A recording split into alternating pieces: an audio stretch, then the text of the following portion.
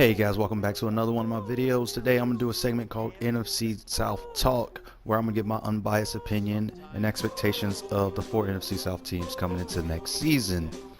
On the background I have a game against the Cowboys, as I'm always the Panthers, as they are my NFC South team. I believe in this game this guy talked a little crap before the game started, so it's not even worth commentating over this game because it was a blowout. Let's go ahead and get started. And the team I'm going to start with is New Orleans, the New Orleans Saints. And I'll be honest, the only thing I like about New Orleans is their uniforms. They used to be a non-factor, but ever since winning that Super Bowl, I just feel like their fans are going overboard. They've gotten real gusto in their talk, and they just will not shut up now. Well, that's all right. That's fine by them. They are fans of New Orleans Saints, and New Orleans Saints are a powerful, powerhouse football team. Looking at the stats of last year, New Orleans was second in passing, 25th in running, second in pass defense, and 19th in run defense. New Orleans obviously will be coming into the season with a good pass offense, as they always do. Their running offense is probably not going to be any better, any worse. It's probably going to be stagnant around the same. The bad thing about New Orleans really is their run defense, because they have such a quick and powerful offense that the best defense against that is just to run the ball and keep the ball out of Drew Brees' hands. Now, through their positions, their positional strengths are obviously the quarterback.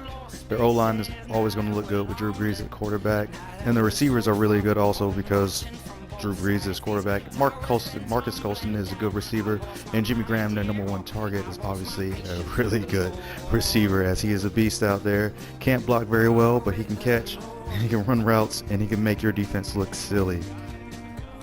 Now, the Saints did pick up a receiver, their first draft pick, but I wouldn't see that being a big impact, as their receivers are kind of interchangeable a lot of times, as they all get their own catches, and the offense is very sharing.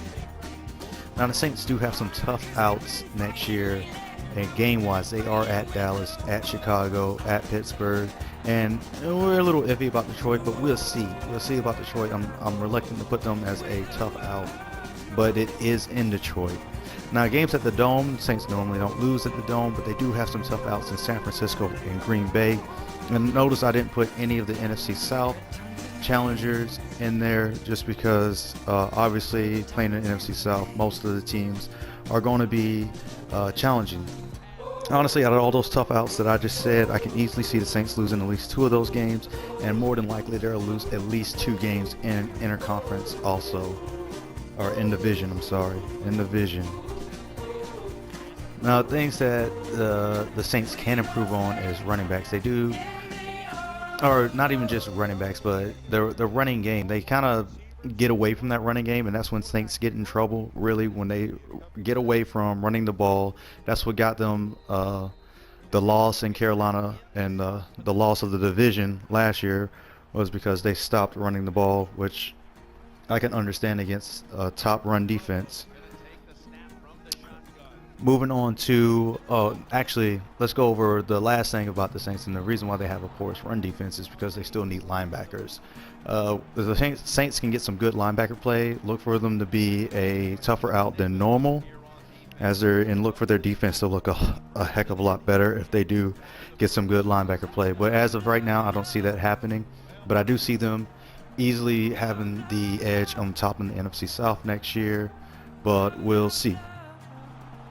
Moving on, Atlanta was a very respectable 7th in pass offense, but ranked dead last in run offense, and their defense wasn't very good either, as they ranked 21st in pass defense and 31st in run defense.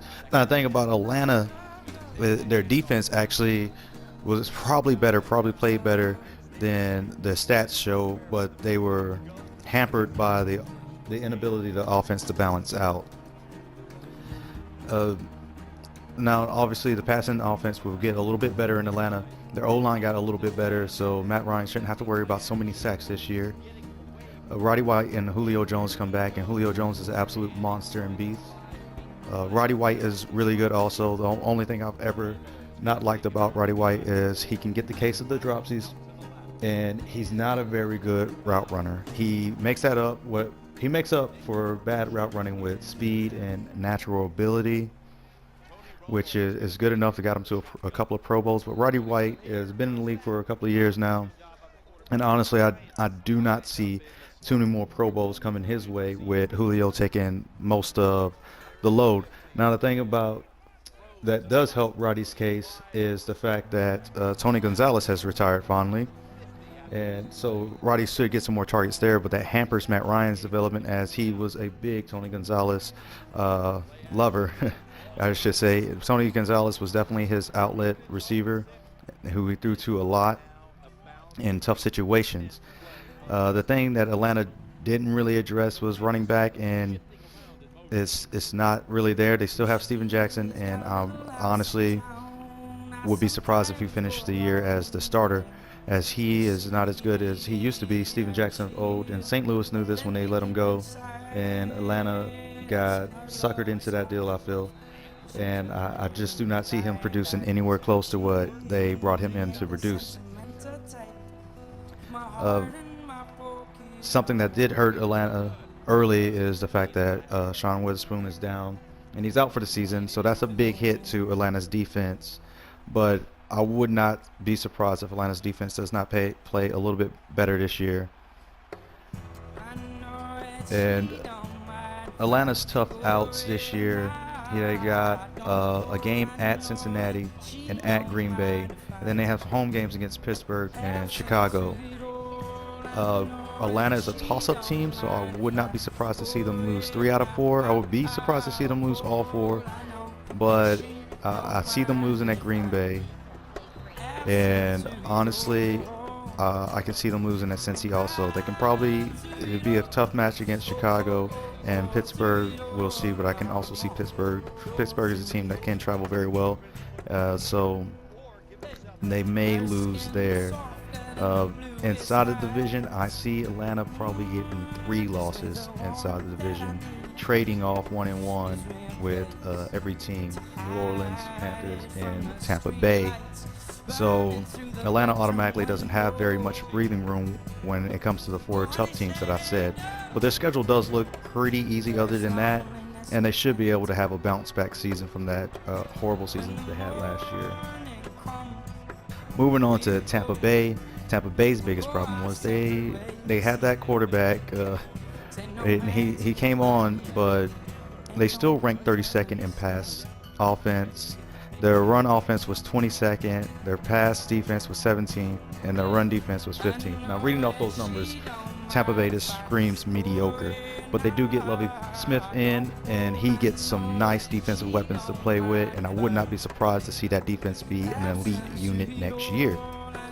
Lovie Smith was fired prematurely, I feel. I mean, I understand getting tired of a coach and firing him, but I mean, he still was a winning coach, and it's ironic that Tampa Bay has done this before also in firing a winning coach in John Gruden.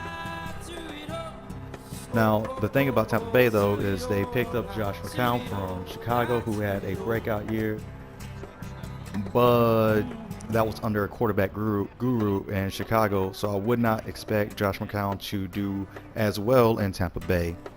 Now, Lovie will probably run a ball control offense as he is a defensive-minded coach, but even still, I wouldn't expect stellar play. I would expect game manager play out of Josh McCown and no real heroics. They did pick up Mike Evans, but I feel rookie receivers is so rare to have a big impact the first year in the NFL. I mean, we have seen it recently. AJ Green, Julio Jones have had some good rookie campaigns, but aside from that, Mike Evans should make a very formidable second receiving option. Now, Vincent Jackson is always a beast, always has been a beast, and still is a beast. He hasn't showed any signs of aging yet, so I will still put him at the top of their threat list offensively. So that offense can probably, it definitely moves up in pass offense from its 32nd rank. I would put them probably finishing about maybe low 20s to the 25th in the league in passing next year. They're tough outs next year, and Tampa Bay, I put a little bit more tough outs just because I'm not really sure what kind of team that's going to be.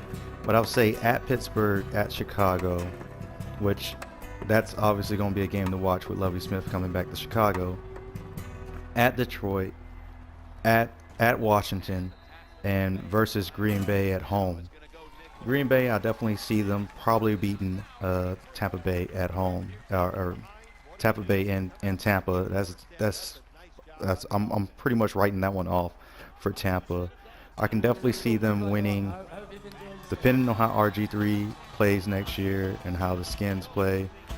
It'll be an offensive-minded head coach first year versus a veteran head coach who's defensively minded. So we'll see how that one plays out. That's an intriguing matchup. I can see them probably losing 3 of those games easily. I can see them losing all 5 of those games, actually. We'll see. At least they're not as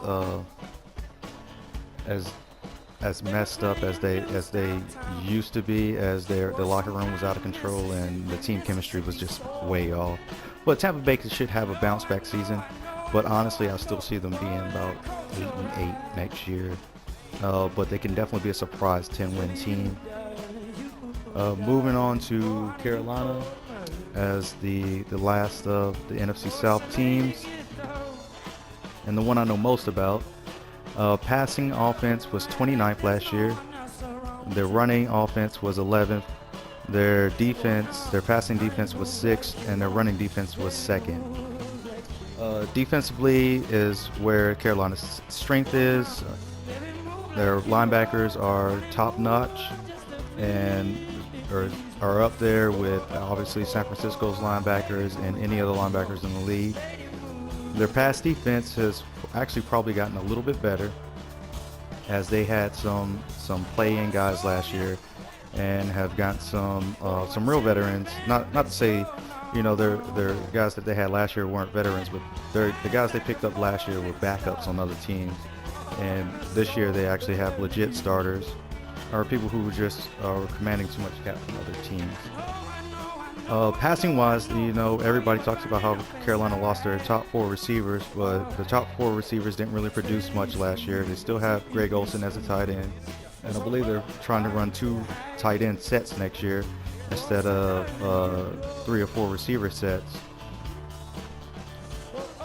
So their passing offense may stay stagnant, but honestly, with Cam and the run offense, and Cam's rushing yards obviously accounted for a lot of the reason why the run offense was ranked 11th. But with that dual threat ability there, I'm not sure that there is much else needed as long as the defense plays up to par. Their tough outs are Green Bay. They have at Green Bay, at Cincy, and at Philly. Those are some tough games, and it actually would not surprise me, as they're away games. It would not surprise me to see them lose all 3. They also have versus Seattle at home. Now, this will be a revenge match, as Seattle barely won first game of the season last year versus the Panthers at home. So we'll see how that one plays out. Plus, Seattle has the possibility of going through a Super Bowl slump, as most teams do. But they do have the advantage of playing later in the season, so both teams should be well out of the shaking out the cobwebs of the offseason by that time. With that said, I feel like Carolina probably has the toughest schedule out of the NFC South teams, but I can see 10 wins out of there, maybe more depending on how other teams, iffy teams, play. But that's it for this video, guys. Hope you enjoyed. Like, leave a comment, subscribe. Take care.